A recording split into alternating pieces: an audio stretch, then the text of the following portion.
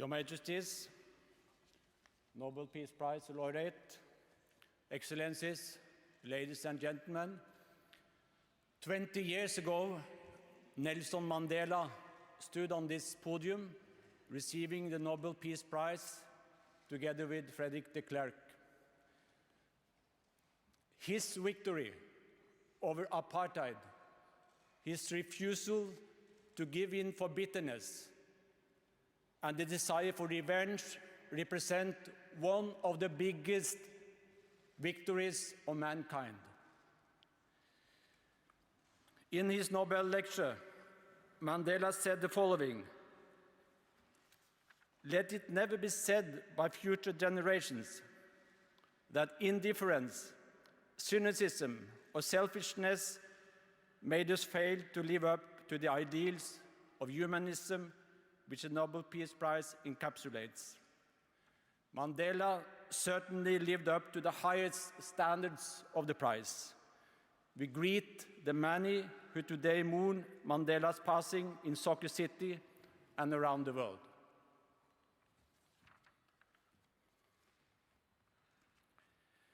Your Majesties, representatives of the laureate, Excellencies, ladies and gentlemen,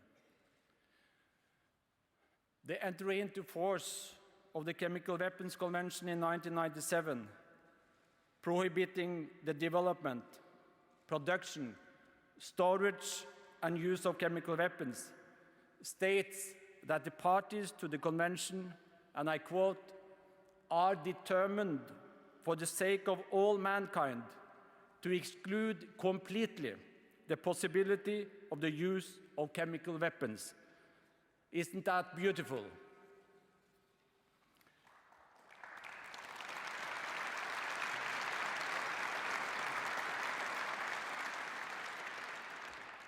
Still more beautiful, it can be achieved. We are, in fact, close to the target. And this is to a large degree due to the work of the Organization for the Prohibition of Chemical Weapons, OPCW, which was created to ensure the implementation of the convention.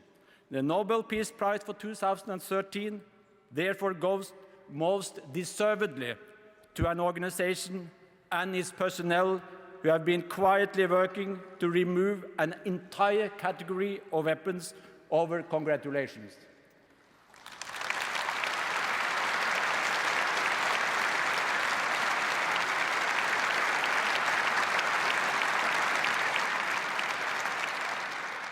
And with this year's prize, we prompt those states that have not acceded to the convention to do so.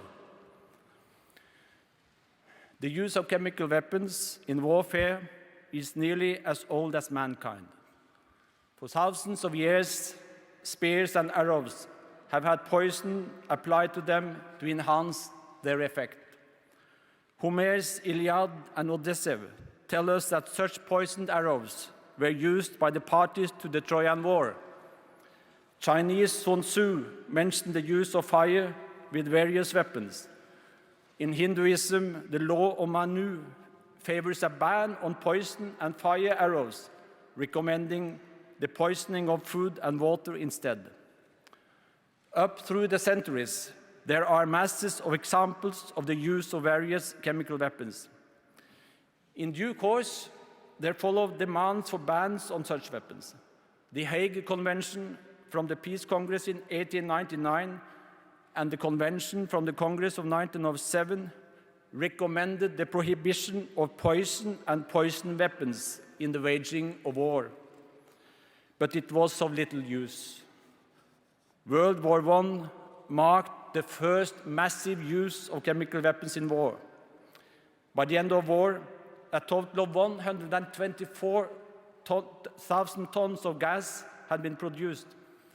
85,000 are reckoned to have lost their lives owing to the chemical weapons, while almost 1.2 million were injured.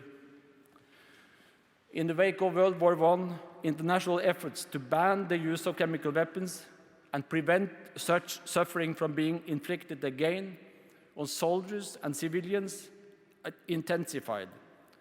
The result of this renewed global commitment was the 1925 Geneva Protocol for the prohibition of the use of associating poisonous or other gases and bacteriological methods of warfare. But again, it didn't have much effect because it did not forbid the production and storage of such weapons. As long as possession of such weapons was permitted, there was a strong temptation to use them. Hitler used chemical means to take the lives of millions of people during the World War II, but surprised many by not making direct use of chemical weapons when waging the war itself. In Berlin, they were probably afraid of what the Allied response might be if the Germans were the first to use such weapons. Their own forces might also suffer from their use on the battlefield. Since World War II, chemical weapons have been used frequently. The former regime in Iraq made extensive use of chemical weapons, both in the war in Iran in the 1980s and on his own Kurdish people. Terrorists have also used such weapons. The Geneva Protocol in 1925 had, in other words, not had the required effect. A more comprehensive agreement was clearly needed. The new Chemical Weapons Convention was drawn up in 1992-93. It prohibits use, production, and storage of such weapons, and the convention entered into force in 1997.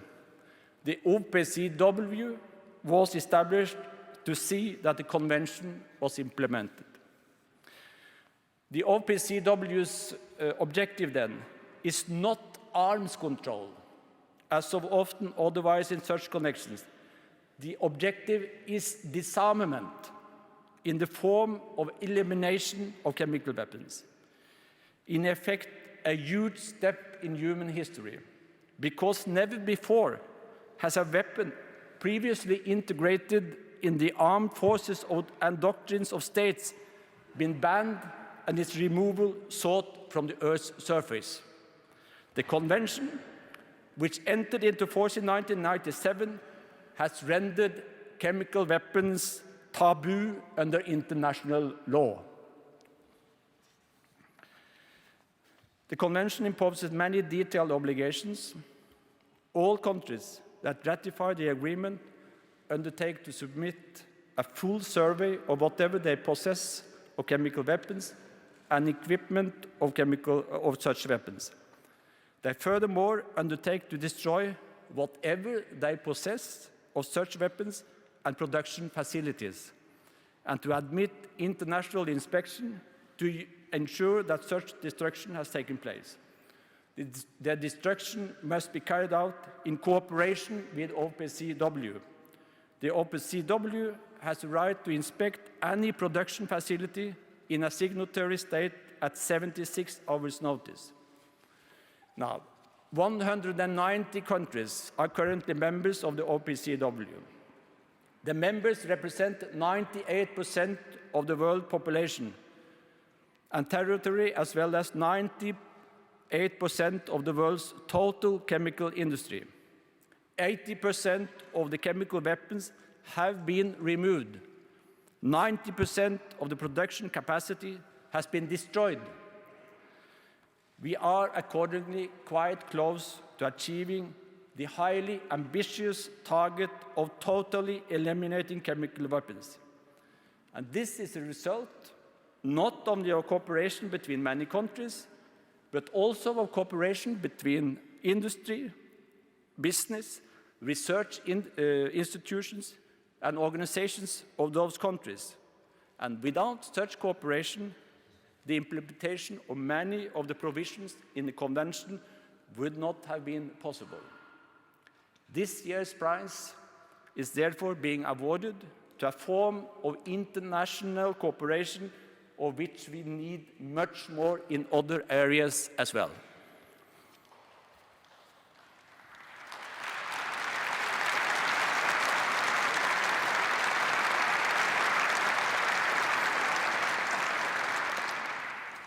But it has not all been successes.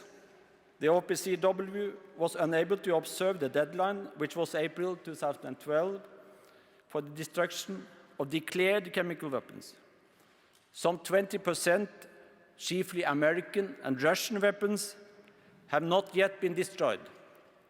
It is, of course, not acceptable that two leading powers, themselves so eager to see others destroying their stores as quickly as possible, have not yet themselves managed to do the same. So please speed up the process.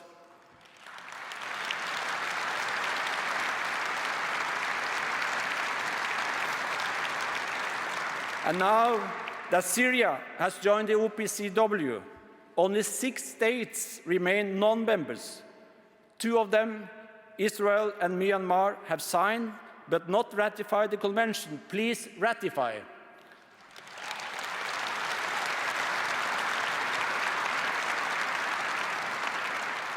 Angola, North Korea, Egypt, and South Sudan have neither signed nor ratified.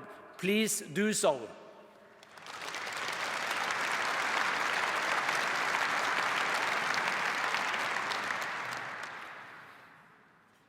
Your Majesties, ladies and gentlemen, it marks a big step forward that Syria has joined the OPCW, and that plans are now being drawn up for the destruction of all chemical weapons there. It is, of course, a huge challenge for the OPCW to manage to destroy all these weapons under the conditions of war and chaos prevailing in the country, and in much less time than is normally available. The anonymous inspectors from OPCW do an extremely important and difficult job. That makes the presence of many of you here today so significant. Today's prize is also your prize.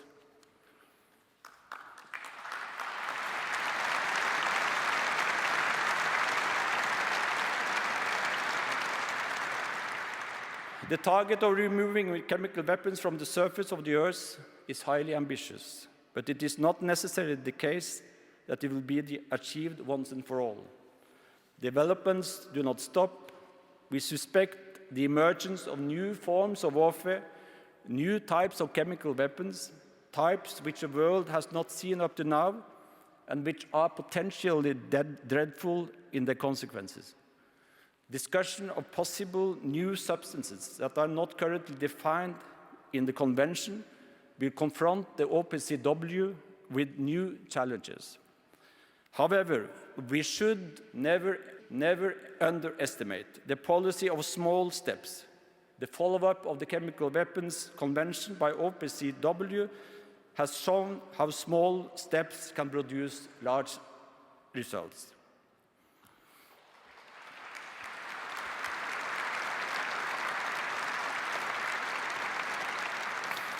Your Majesties, ladies and gentlemen, the dominant direction of the Norwegian Nobel Committee's work over the years has partly been the struggle for disarmament, but still more the struggle for international cooperation, whether through the League of Nations or United Nations. The OPCW has its feet firmly planted in both traditions, which also figures so prominently in Alfred Nobel's will. The current situation in the Middle East and the Persian Gulf lends an important perspective to the Chemical Weapons Convention and to the existence of OPCW, namely that such a multilateral framework once again became a platform from which to attempt to resolve a current crisis without the use of weapons. We were on the verge of a new military confrontation in the Middle East, which could have unimaginable consequences. That has so far been avoided. The improved climate this creates may pave the way for negotiations for a solution to the whole conflict in Syria. We know from experience that one good step may be followed by others. I hope everybody is with me in a plea to the parties. Lay down the arms, stop the bloodbaths, come to the negotiating table.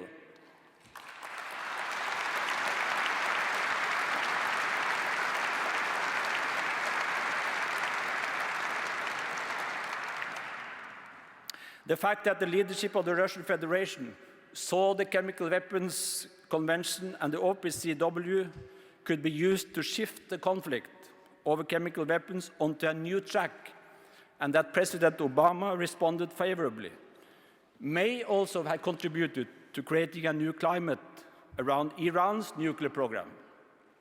President Rouhani went to the UN General Assembly with a more favorable message than we have heard before. A telephone conversation between the presidents of Iran and the United States took place for the first time for over 30 years. An important, though as not yet preliminary, agreement has been concluded to limit Iran's nuclear program. We know that a political solution in Syria and a peaceful solution to Iran's nuclear weapons program are difficult, but developments are more promising than for a long time. Let one political step follow the other. Give peace a chance also in the Middle East.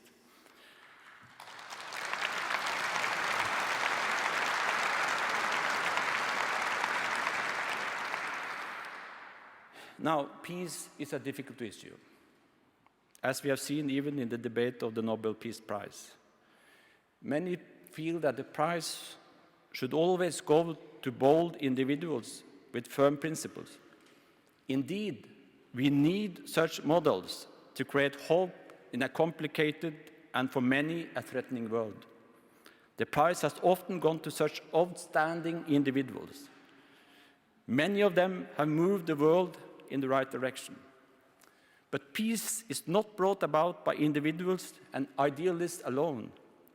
We also need practical politicians capable of moving the world away from confrontation within often narrow limits.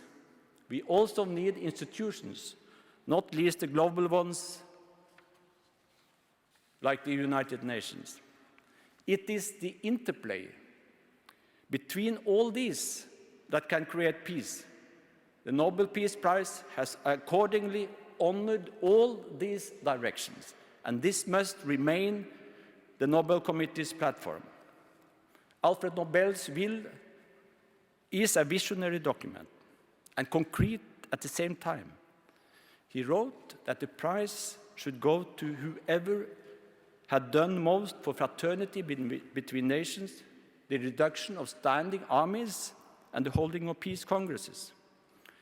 The agreement of 2010 between Presidents Obama and Medvedev concerning strategic nuclear arms was important because the alternative was a new nuclear arms race. So it fitted in with a modern understanding of Alfred Nobel's demand for the reduction of standing armies. The Chemical Weapons Convention and the work of the OPCW meet all Alfred Nobel's requirements. They concern disarmament, are a form of modern peace congress, and strengthen fraternity between nations. And what is more important, while negotiations concerning nuclear arms have been based on the exclusive right claimed by the nuclear powers to have nuclear arms, the Chemical Weapons Convention contains no such right. It is a real disarmament agreement. All countries must eliminate their chemical weapons. All nations are treated equally. And this must be the perspective also where nuclear arms are concerned, and was actually decided by the UN Security Council meeting called by President Obama in 2009. Nuclear weapons too must vanish from the face of the earth.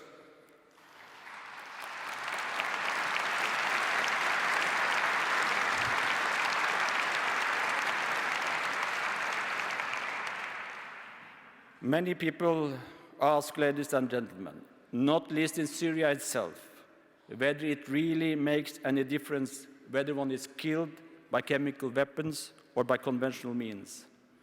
For those who are hit, the answer is no, though no one should underestimate the suffering that chemical weapons impose on their victims.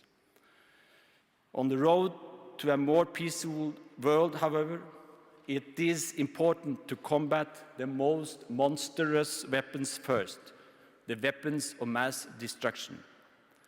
We have banned biological weapons. The Norwegian Nobel Committee has awarded many prizes to the struggle against nuclear weapons.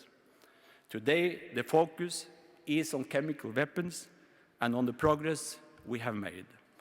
The honor for that goes to the 1997 Convention and to the OPCW. We praise today's laureate, while our thoughts at the same time go to the many that paid their lives on the battlefield, in their homes, on the squares, in schools and hospitals, wherever mass killing occurred when the inhuman gas arrived. OPCW's work also brings justice to them. Congratulations to OPCW. You really deserve it. Thank you.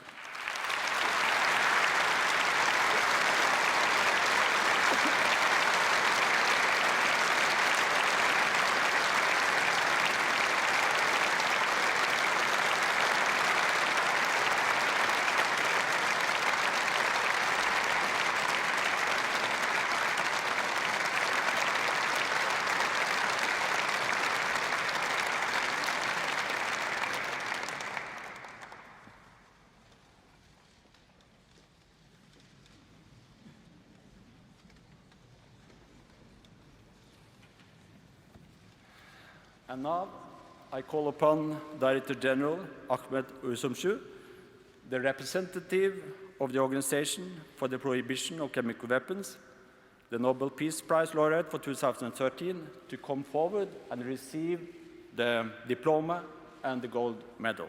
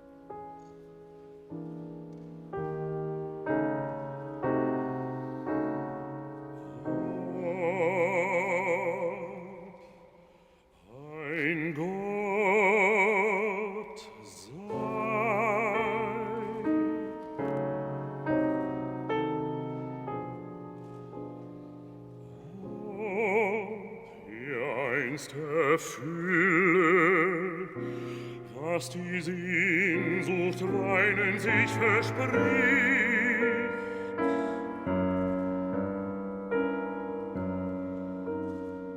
Ob vor irgend und einem Weltgericht sich dies rätselhafte Sein enthülle.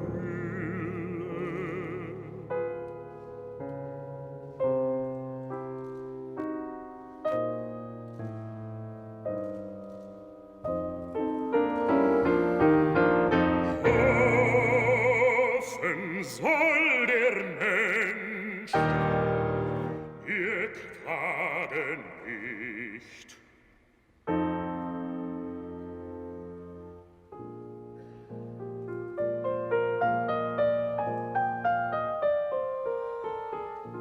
Die du so gern in heiligen Nächten feierst und sanft und weich den Gram verschleierst, dir eine zarte Seele quält, o Hoffnung, lass durch dich emporgehoben den Dulderanen, dass dort oben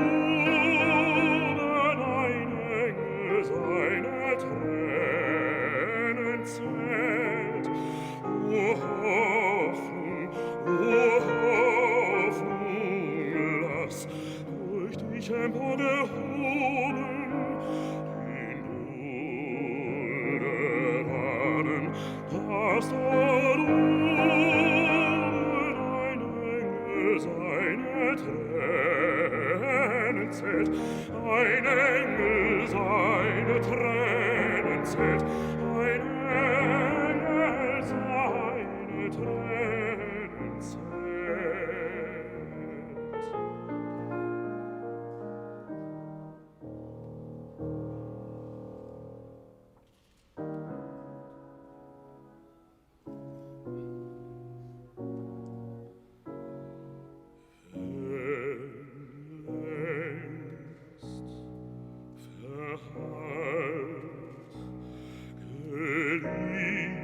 Stimmen schweigen, Wände ausgestorbenen Zweigen, veröde die Erinnerung singt.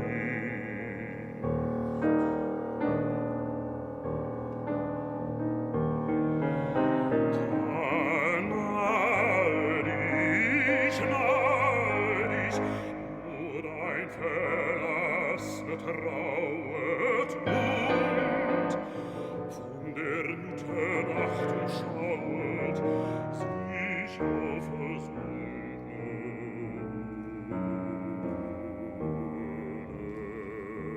stützt.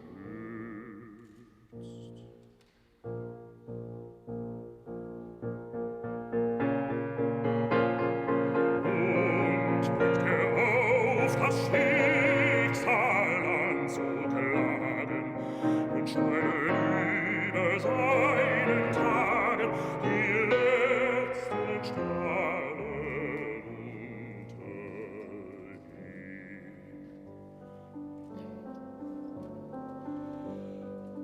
Dann lass ihn den Rand des Erdentraumes, das Leuchten eines Wolkensaumes von einer nahen Sonne sehen, von einer nahen Sonne sehen.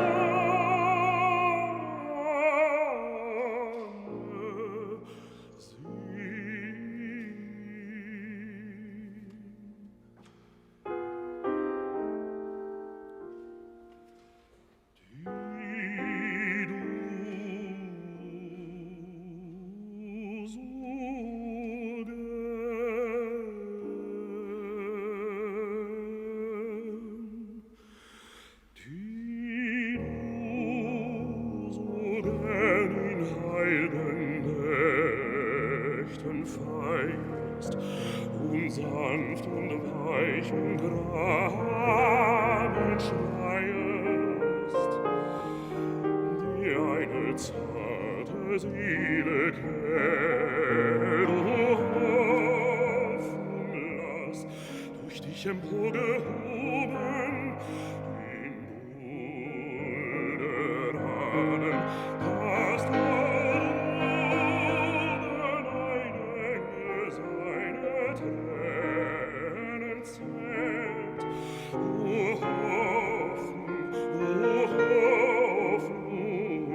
lass durch dich emporgehoben den Bulderanen, dass da droben ein Engel seine Tränen zählt.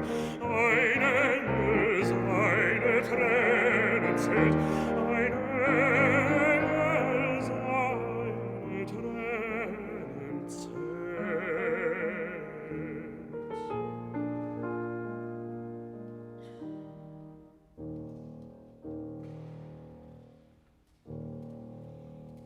O Hoffnung.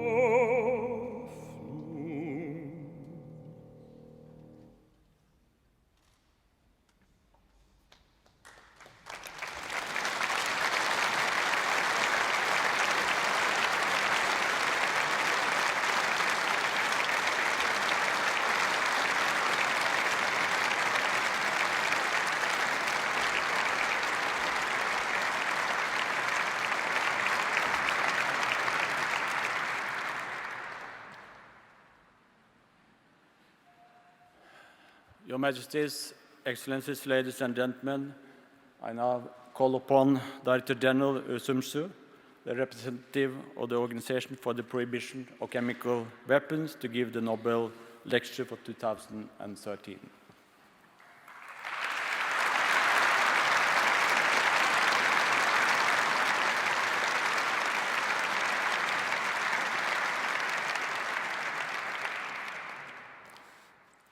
Your Majesties, distinguished members of the Norwegian Nobel Committee, Excellencies, ladies and gentlemen, it is with profound humility that I accept this prize on behalf of the Organization for the Prohibition of Chemical Weapons, its member states, their ambassadors and secretariat staff, past and present, some of whom are with us today, including my immediate predecessor, Ambassador Rogelio Firter. This award recognizes our combined efforts which flow from the collective spirit of the OPCW in working towards a common good that serves all humanity. I feel deeply privileged to be able to address you on this occasion. I also take this opportunity to honor the memory of Nelson Mandela. He will remain, for all of us and future generations, a beacon for what can be achieved against overwhelming odds to advance peace, dignity, and reconciliation. The Nobel Committee has a long history of honoring achievement in disarmament.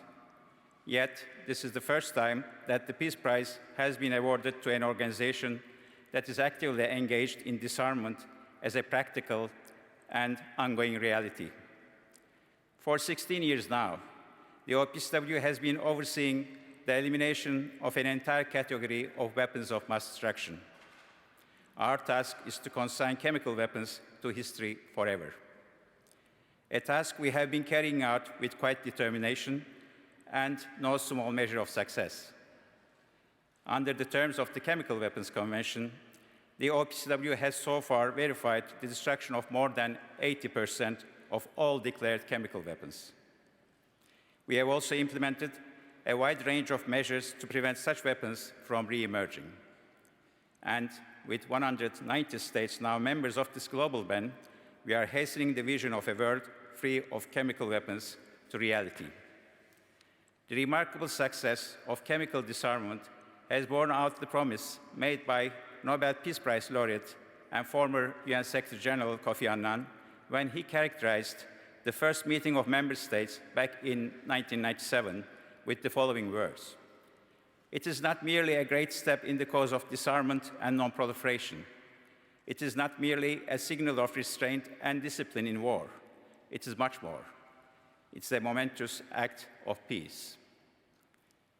Excellencies, ladies and gentlemen, there can be no doubt about the value of this work, for chemical weapons have been used with brutal regularity over the 20th century and tragically in this century as well. No weapon, of course, has a monopoly on cruelty or lethality, but chemical weapons have, by any measure, and especially nefarious legacy. Almost 100 years since their first large-scale use on the battlefields of Flanders, it is worth reminding ourselves of the reasons why these weapons invoke such horror right up to our own time. Chemical weapons stir the deep-rooted and pathological fear all humans share of being poisoned. They do not discriminate between combatant and civilian, nor between battlefield and village. You cannot see them, you cannot smell them, and they offer no warning for the unsuspecting. But their effects are devastating, burning, blinding, or suffocating their victims. Death is rarely instant and never painless. And when they fail to kill, as they often do, these weapons inflict lasting damage on people and their environment, denying them the opportunity to repair and rebuild in the wake of conflict. I need not describe these effects in all their gruesome variations. They would defy any description. It's enough to look at the pictures of victims to understand the agony that they must have gone through, from Ypres in Belgium to Sardash in Iran, from Halabja in Iraq to Ghouta in Syria. And we only need to look at the fate of the survivors of such attacks, people destined to spend the rest of their lives suffering unbearable physical or psychological pain, to understand why such weapons must be banned. Chemical weapons evolved over time with the discovery of new and deadlier agents. But whatever their form, they share one common purpose: to invoke fear and submission through the horrifying nature of their impact. Scores of victims beyond the battlefield have attested to this. In accepting this prize on behalf of the OPCW, I also pay homage to all these victims. The first attempt to ban the use of chemical weapons under international law was the Hague Convention of 1899. The fact that this treaty was not observed during the First World War prompted immediate efforts to negotiate a stronger norm. These efforts resulted in the 1925 Geneva Protocol. While it prohibited the use of chemical weapons, the protocol did not ban their production or possession. History, alas, did not bear out its robustness. Chemical weapons continued to be used across the globe, including against civilian populations. And alarmingly, large and more sophisticated arsenals were developed during the Cold War. It was not until the 1980s that negotiations for a more comprehensive chemical weapons treaty got underway in earnest. Chemical attacks being perpetrated at that time by the former regime in Iraq added to the urgency of this process. Fortunately, it was not only the brutal effects of chemical weapons that focused minds. What drove the negotiators was also the imperative to ensure the effectiveness of the future norm to ban these weapons. States were adamant that chemical weapons had to be made a thing of the past by deeds, not just words. What they strove for was a treaty that all but enforced compliance, coming closer than any predecessor to guaranteeing adherence to its provisions. And after almost 2 decades of difficult negotiations, they succeeded. Their efforts gave birth to the full global ban that came to be known as the Chemical Weapons Convention, and to an entirely independent organization, the OPCW, to oversee its implementation. As difficult as the challenges in bilateral arms control have been, concluding this multilateral treaty was clearly a singular achievement. It also stands as a major triumph in the history of multilateralism. Almost 80 years after the first large-scale use of chemical weapons, the collective determination of states was finally able to shine through in comprehensively banning these weapons. This resolve of the community of nations lays testimony to the very best that can be achieved by multilateralism in the cause of peace and security. As Benjamin Disraeli observed, through perseverance, many people win success out of what seemed destined to be certain failure. I pay tribute here to all those who, through their dedication and resolve, contributed to this hard-won success for chemical disarmament, and I commend governments for their courage and foresight in taking this bold step.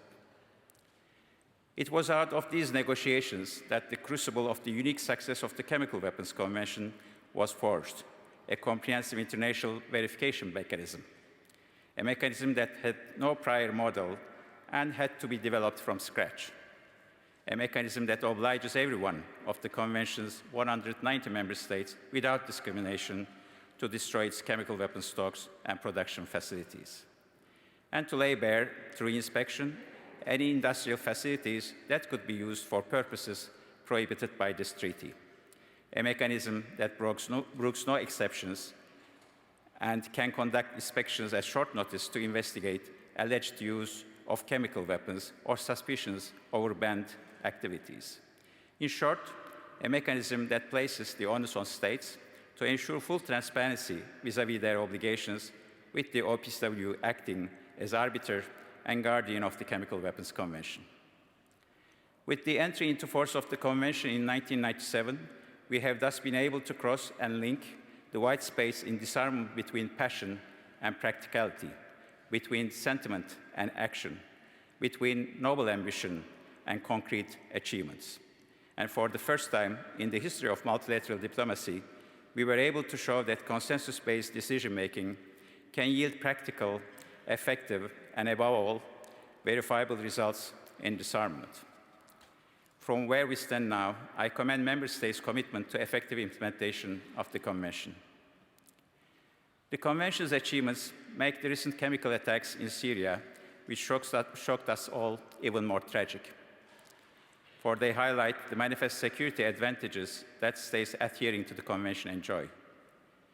In the 16 years that the Convention has been in force, no member state has experienced an attack with chemical weapons. Thankfully, the international response to those attacks set in motion an extraordinary series of events. These resulted in Syria's accession to the Convention and frontline role for the OPCW, working together with the United Nations to eliminate Syrian chemical weapons. Never in its history has the OPCW overseen the destruction of such a major chemical weapons stockpile in the midst of a civil war and in such compressed timeframes. But as much as this mission is testing our capacities and resources, our progress so far has only strengthened our confidence that we can succeed. I am immensely proud of those staff members from the OPCW as well as the UN who have volunteered to work in Syria in what are extremely challenging circumstances. Their dedication and personal courage do great credit to both organizations.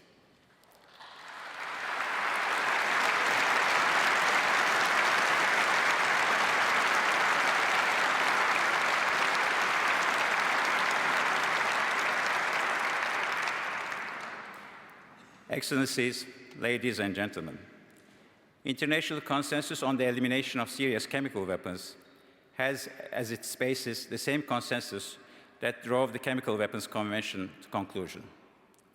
The challenge now is to persuade those 6 countries still outside the Convention to join it, without delay or conditions. There has long been no reasonable defense for not doing so, all the more now in the wake of the robust international reaction to recent use of chemical weapons. No national interest can credibly outweigh either the security or economic benefits of adhering to the global ban of chemical weapons. It's my fervent hope that this award will spur on efforts to make the Chemical Weapons Convention a truly universal norm. Universal adherence to the Convention would be the most enduring investment in its integrity and the best guarantee of its reach. We cannot allow the tragedy that befell the people of Ghouta to be repeated.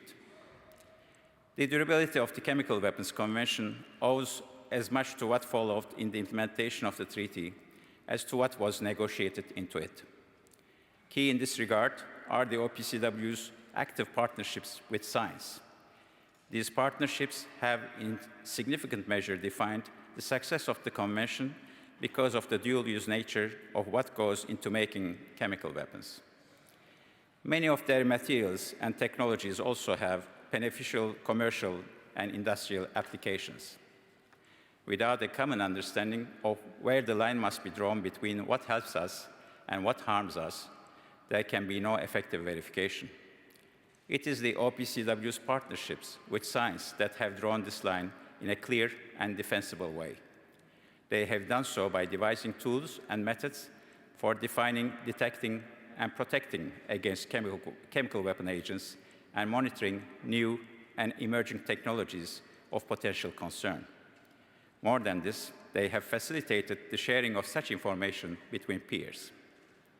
And crucially, they have opened up a new sort of dialogue that makes the impact of scientific discoveries better understood.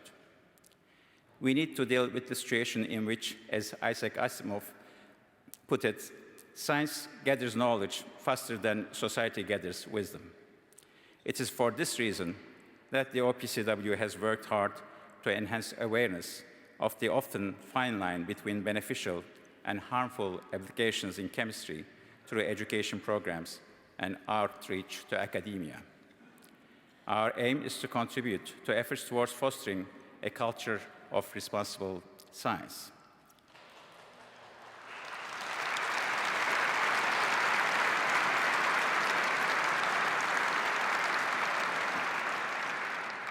This will ensure that current and future generations of scientists understand and respect the impact that their work can have on security. What we are striving to create, together with our partners, is a two-tiered structure for supporting advances in chemistry, one that accommodates a collective early warning system for scientific discoveries that could be misused, and a global repository for knowledge, expertise, and technologies that should benefit all nations. Industry has been no less important partner for the achievement of goals enshrined in the Chemical Weapons Convention. Its concerns were discussed and addressed from the very beginning of the negotiations on the Convention. Specifically, industry had to have complete confidence in arrangements made for commercial protection. Without such arrangements, there could be no productive collaboration and therefore no access to commercial chemical facilities for inspections. Given the degree to which the Convention's verification requirements are entangled with normal commercial and industrial processes, industry's active participation is vital. Some 2,500 inspections later, in more than 80 countries, we have shown that the Convention's arrangements work. Our ambition now is to better integrate industry as a partner, working to ensure continued and effective implementation of the Convention. More broadly, this sort of partnership with the private sector points a way forward for many of the non-traditional multilateral challenges we are facing, from climate change to poverty alleviation. It's a key area of focus for the OPCW's efforts to augment the Convention's profile and adherence to it. When the Chemical Weapons Convention was concluded in 1992, it was rightly heralded as the most tangible disarmament outcome of the immediate post-Cold War period. But over the more than 2 decades since then, we have little else to show in the area of disarmament for the enormous peace dividend that the end of the Cold War brought us. It's high time to move towards a different, more durable security in keeping with the extraordinary opportunities that globalization has brought. A security that accommodates human development, economic cooperation, and mutual prosperity. Effective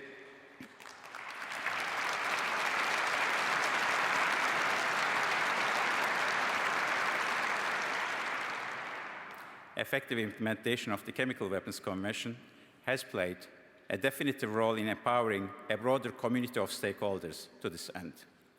Their voices are persuasive because they are pragmatic.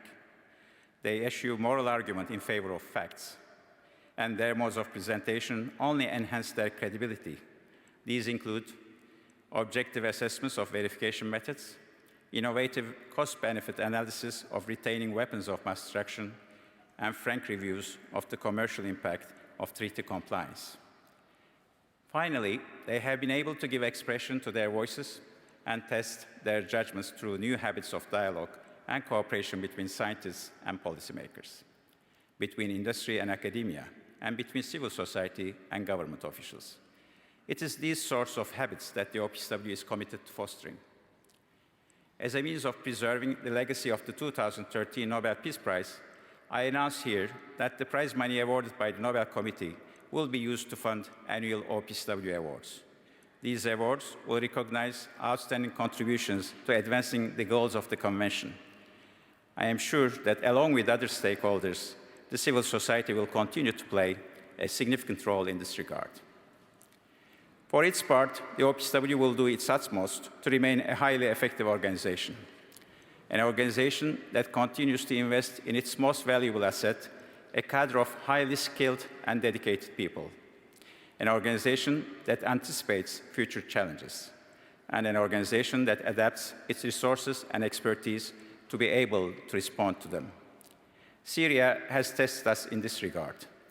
Verifying the declaration of a member state is a routine activity for the OPCW, but there is clearly nothing routine about the circumstances in which we are doing so in that country. We would welcome the opportunity of new member states submitting themselves to the verification regime of the Convention. At the same time, we are looking beyond what we do to how we do it. Our aim is to build on our 16-year record of success by increasing our efficiency and broadening our reach.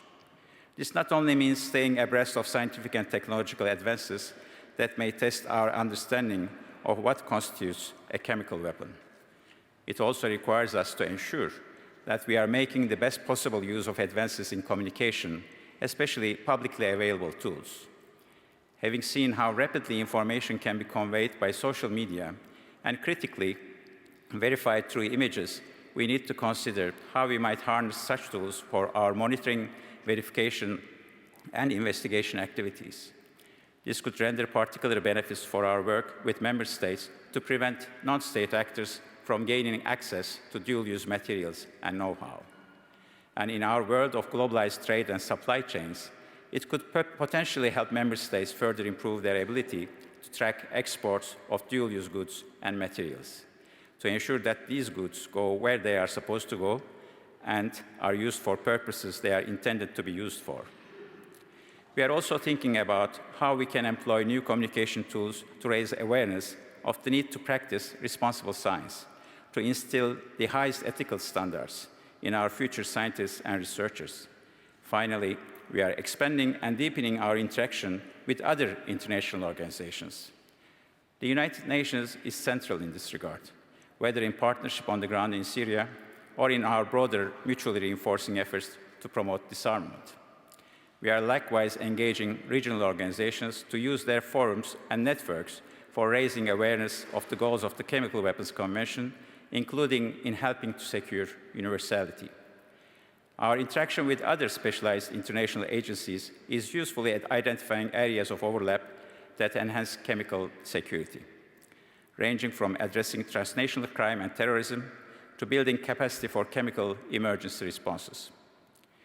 And we are working with other arms control treaty organizations to exchange best practices in areas ranging from dual-use challenges to verification methods.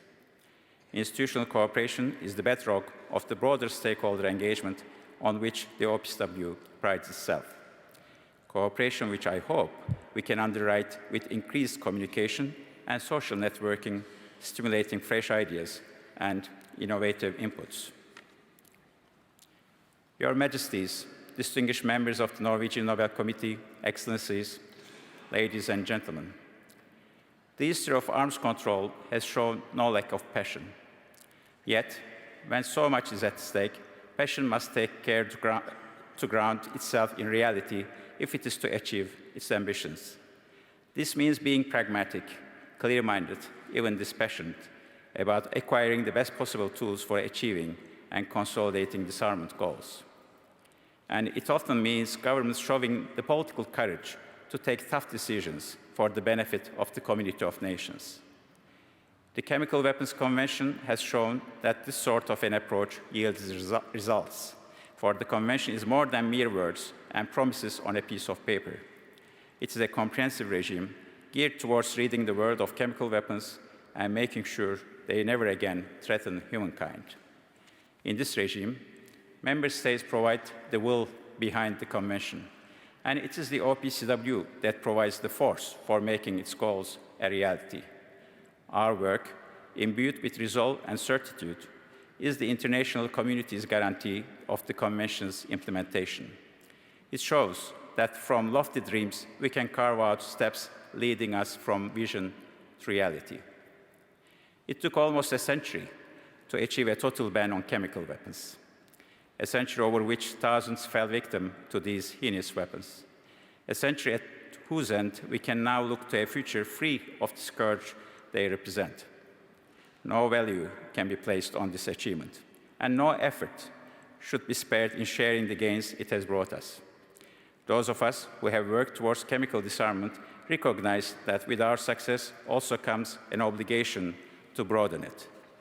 The Chemical Weapons Convention has given us a legacy that no future disarmament effort can afford to ignore, a legacy that has at its core verification, broad stakeholder engagement, consensus born of trust, and above all, a commitment to science that actively serves the cause of peace and security. It is this legacy that we must set as the keystone in an ever-widening arch of disarmament. Only by building such an arch will we be able to bridge our security and our prosperity. Destiny has ruled that we rid the world of chemical weapons, and that we achieve this in our lifetime. This is our place in history, and this is the future we are creating, a future for which our children and grandchildren can be truly thankful. I thank you.